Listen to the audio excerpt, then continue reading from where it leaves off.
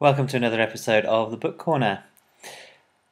I've been talking this week to a lady by the name of Kay. I'm going to hand it over to her now to talk to you a little bit about the books that she's enjoyed and her reading patterns over the last so many years. Enjoy.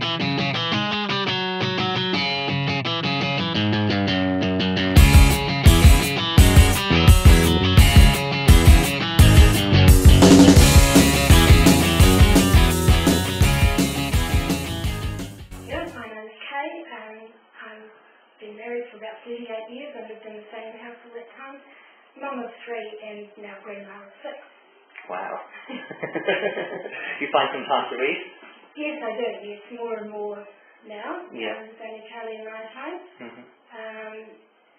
We have a batch as well, so I like to read there. We go there whatever the weather, and so a bad weather weekend is always a good opportunity to have a read. What series of books are you wanting to, or are you able to share with us? Compton McKenzie, The Four Winds of Love, that I discovered many years ago now, when my children were small, and they were really old-fashioned, sort of outdated then, and I loved the writers around the 1930s or so who wrote in quite a structured, sparse way, economical with words, and conveyed a whole lot. Mm-hmm. Yeah. But that series was about people that from the turn of the century, the last century, through to the end of the First World War, and I loved the reading of the social developments at the time, and to me that sort of writing is really quite modern in a way to look back on. What we have now has come out of the struggles that those people were having. Yeah. Did it focus on a particular character that you identified with? Or?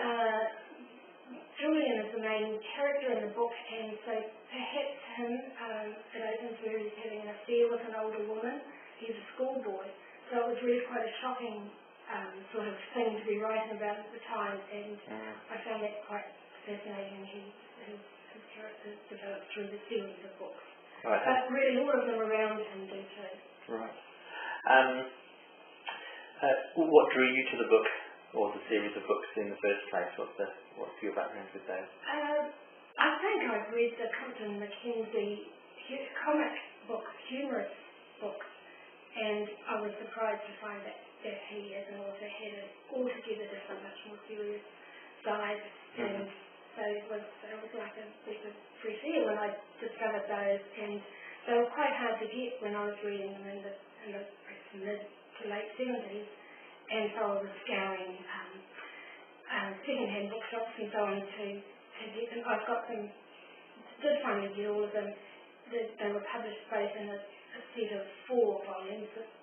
The North, South, East and West Winds of Love were the original setting, I think, before the war, and then they were published, during the war they were published gradually as a set of 8.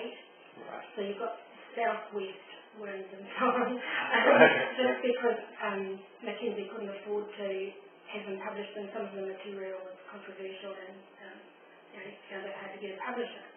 So I gradually got the 8. I didn't read them in order because of that reason. I read them as I found them. Yeah. What are you reading at the moment? Nio Marsh, the New Zealand detective author. I'd never read her before, and I'm a spinner and a knitter, and I was looking I work at the university, I'm lucky to have the general library to source my reading material, and I was looking for books on dyeing, and saw Dyed in the Wool by Nio Marsh. I thought, what's that? Oh, detective story. I don't read detective stories. I got it out anyway, and I really enjoyed it because it was set in Otago. Right. So I'm now avidly working through her sort of Agatha Christie lookalikes in a way, but they've all got some sort of reference to New Zealand, which I quite enjoy looking for that. Oh, fantastic. I'm a New Zealand daddy, I'm sure what it is. Well, thanks for sharing today. Oh, thank you.